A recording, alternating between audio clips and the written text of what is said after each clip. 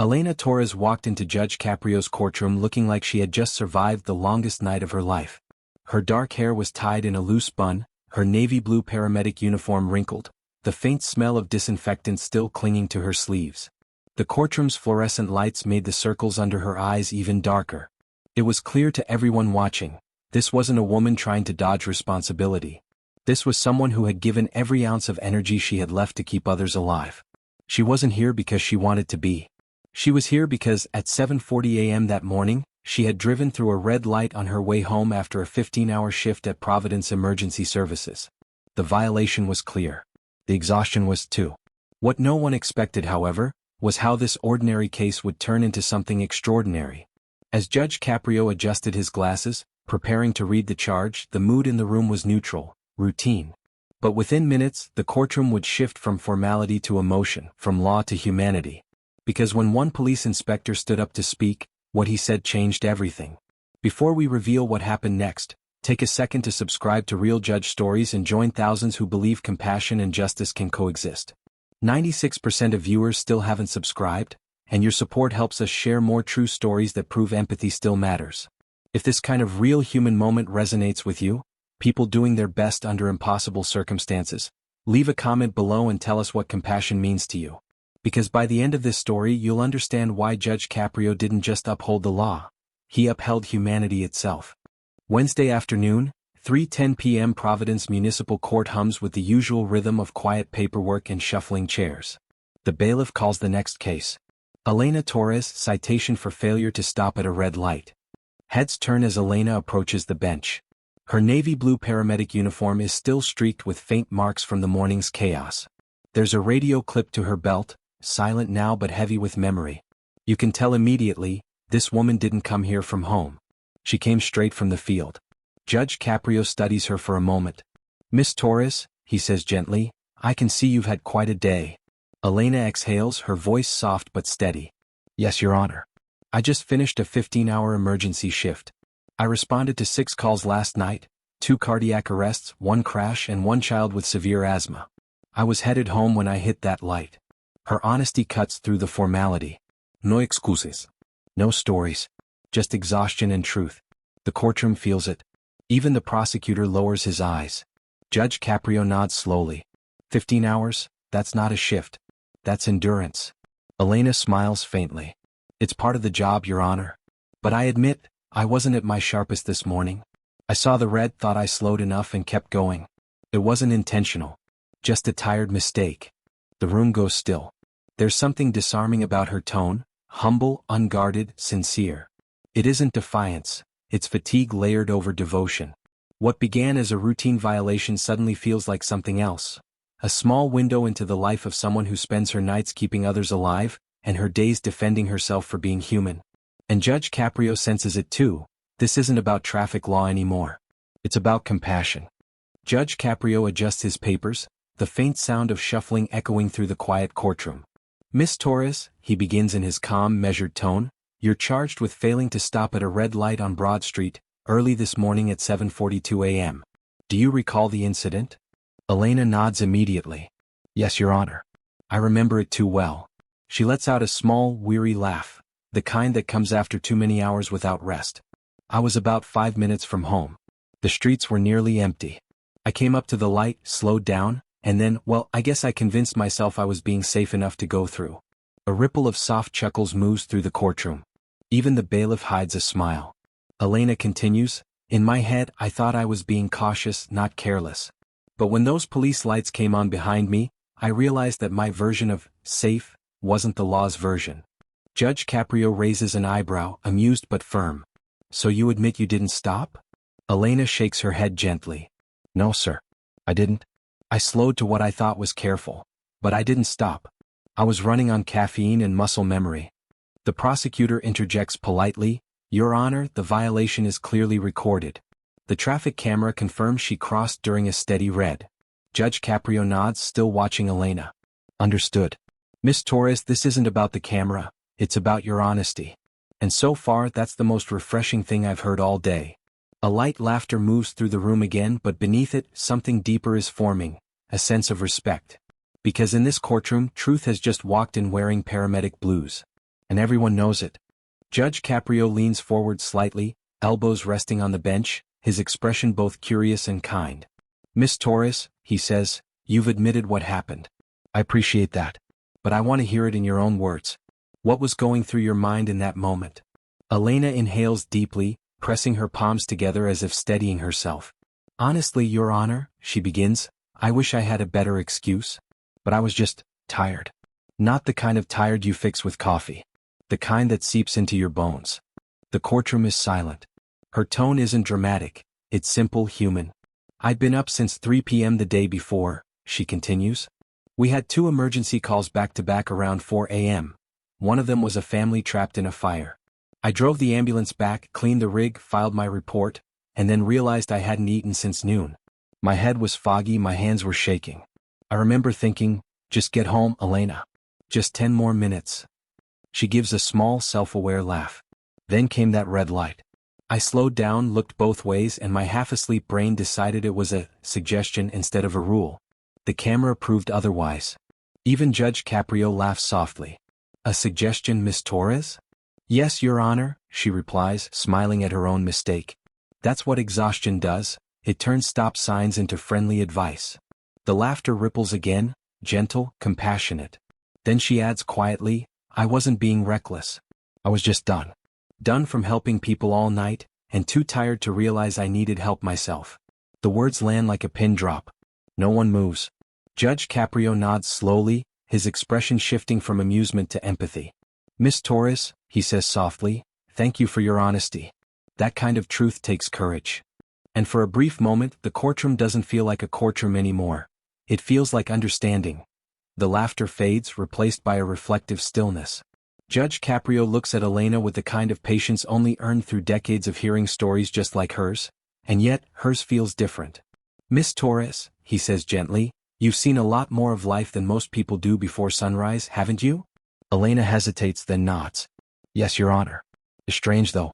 In my job, we're trained to stay calm no matter what. But when you're finally alone after the sirens fade, that calm turns into exhaustion. You start replaying every call, every face. She glances down at her hands. Sometimes I think about whether the people I helped made it. Sometimes I don't even know. The judge listens, expression softening further. And yet, here you are, honest, accountable, not making excuses. The prosecutor clears his throat, breaking the moment. Your Honor, while we understand her situation, the law is the law. The video shows a clear violation. Judge Caprio nods, never taking his eyes off Elena. You're right, counselor. The law doesn't bend easily. But sometimes it listens. The line lingers in the air. The people seated in the back, clerks, visitors, even a few defendants, are drawn in. Caprio turns back to Elena. Miss Torres, I've met many people who tried to lie their way out of trouble. You didn't. You stood here, exhausted, and still told the truth. That matters. Elena's eyes glisten, but she smiles faintly. Thank you, Your Honor. I just wanted to be honest. I figured if I'm going to make mistakes, I should at least own them. Caprio nods approvingly. And that, Miss Torres, is exactly why this courtroom is about to see something remarkable. The audience leans forward, sensing the shift. Something's coming. A quiet pause fills the courtroom before the next words come. Judge Caprio glances at the file again, then at Elena. Miss Torres, he says gently, I understand fatigue, but this is still a traffic violation. I need to consider the law and safety. Elena knows, resigned. I completely understand, Your Honor. I accept whatever you decide. Her voice is steady, but the fatigue behind it tells another story. The courtroom feels the weight of her honesty, the simplicity of someone who isn't here to argue, just to take responsibility. Before Judge Caprio can speak again, a voice rises from the back of the room. Your Honor, may I address the court? All heads turn. A tall man in plain clothes steps forward. The badge on his belt catches the light. Inspector David Ramos, Providence Police Tactical Division. His tone is calm, respectful. I don't know Miss Torres personally, he begins, but I know the kind of work she does. Judge Caprio gestures for him to continue. Ramos clears his throat. My team responds to emergencies at every hour of the night. Paramedics like Miss Torres are always there before us, keeping people alive until we arrive. They're the unseen backbone of every rescue we make. Most of them are underpaid, overworked, and running on fumes. And yet, they show up. He pauses, scanning the courtroom. Your Honor, I've done 20-hour shifts. I know that kind of exhaustion. The kind where your brain is still hearing sirens even when the world is quiet. What she described isn't carelessness, it's fatigue after service. The room is silent. Even the prosecutor is listening now, arms folded loosely. Ramos continues softly, "We're strict about the law and rightly so. But when someone spends the night saving lives and makes a human mistake on the way home, maybe the law can remember its heart." Judge Caprio folds his hands thoughtfully. "Inspector, thank you. Your words have weight." And as Ramos sits down, the energy in the room changes. This is no longer about a red light.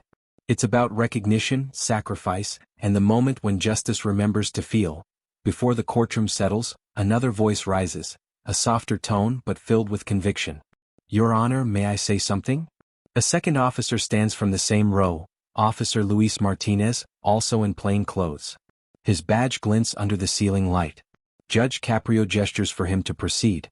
"Your Honor," Martinez begins, "I won't take much of the court's time, but I need to back up what Inspector Ramos just said. My wife was in Providence General last year. Paramedics brought her in after a highway collision. I never met the woman who kept pressure on her wound that night, but hearing Miss Torres describe her shift, I think it might have been someone just like her." He pauses, voice tightening. "That paramedic saved my wife's life.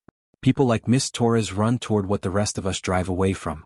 They spend nights in chaos so that our mornings are calm." The courtroom grows heavy with emotion. Even the prosecutor looks down, fingers pressed against his notepad.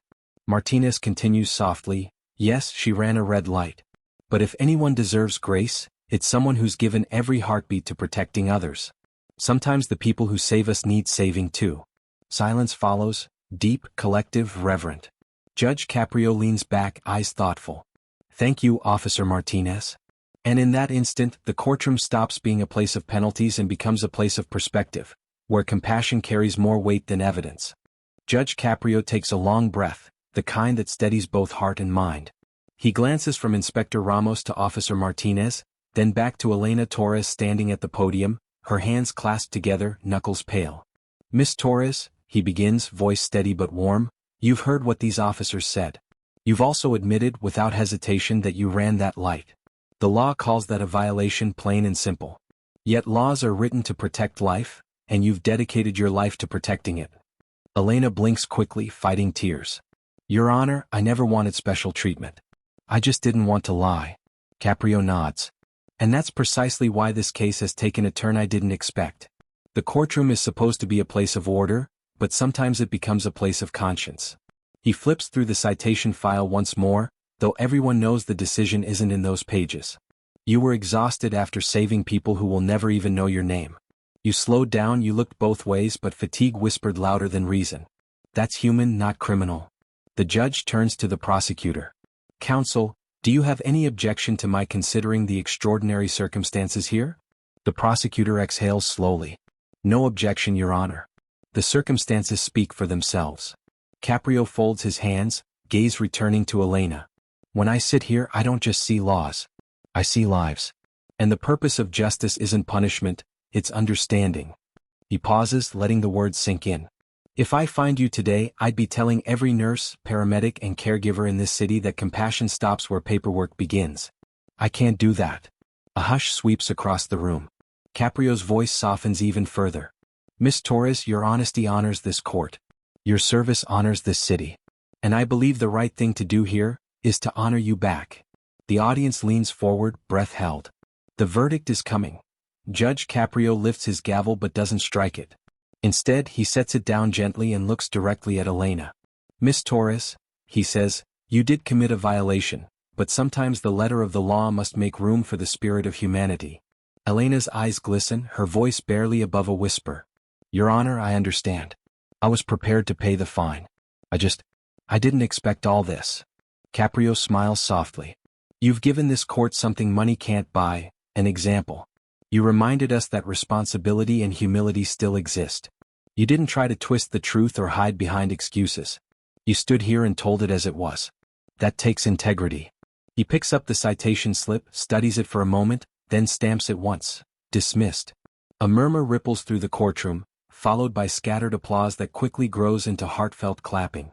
Even the prosecutor joins in. Elena covers her mouth, tears streaming down her face. "Your Honor," she manages between sobs. Thank you so much." Caprio nods. "Don't thank me, Miss Torres. Thank yourself, for serving others when the world sleeps. For being honest when you could have stayed silent. Providence is lucky to have people like you." He leans forward slightly, voice firm but kind. "Now, I want you to promise me one thing." Elena wipes her tears, smiling faintly. "Anything, Your Honor. No matter how tired you are, no matter what kind of night you've had, when you see a red light, stop. Take that moment to breathe. The world can wait for someone who saves lives." She nods, laughing through tears. "I promise, Your Honor. Full stop every time." The courtroom erupts in applause again. For once, the walls of justice echo not with punishment, but with gratitude. And as Judge Caprio raises his gavel to close the case, everyone knows they've witnessed something greater than a dismissal. They've witnessed compassion in its purest form. That as the courtroom slowly empties, the echo of applause lingers like a quiet hymn. Elena gathers her papers, still dazed, still blinking through grateful tears. Judge Caprio remains seated, watching her with the same gentle expression he's worn since the beginning, one that blends wisdom, patience, and pride. When she reaches the door, he calls softly, "Miss Torres?" She turns, eyes red but smiling. "Yes, Your Honor?" "Go home," he says kindly. "Get some rest. And remember, justice isn't just about rules. It's about people." Elena nods, her smile trembling. "I will, Your Honor. Thank you for reminding me that kindness still counts." The doors close behind her, and for a moment, silence settles over the courtroom. Then Judge Caprio leans back in his chair, speaking almost to himself. "Sometimes the law teaches lessons. Other times it learns them." The narrator's voice fades in over soft piano music, echoing the theme of grace. In a world obsessed with punishment, this case reminds us that mercy has power too. Compassion doesn't erase mistakes, it redeems them. Because justice at its truest doesn't live in the codebook. It lives in the hearts of those who can tell the difference between defiance and humanity. The music swells. A montage of courtroom moments flickers. Elena smiling faintly, the officers nodding, Judge Caprio stamping the case dismissed. If you believe the world needs more stories like this, real stories of fairness, empathy, and hope, then take a moment right now to subscribe to Real Judge Stories and join a community that celebrates humanity in every verdict. The piano fades into silence. The last shot holds on the judge's empty bench, calm, humble, timeless. Because sometimes justice doesn't raise its voice. It simply understands.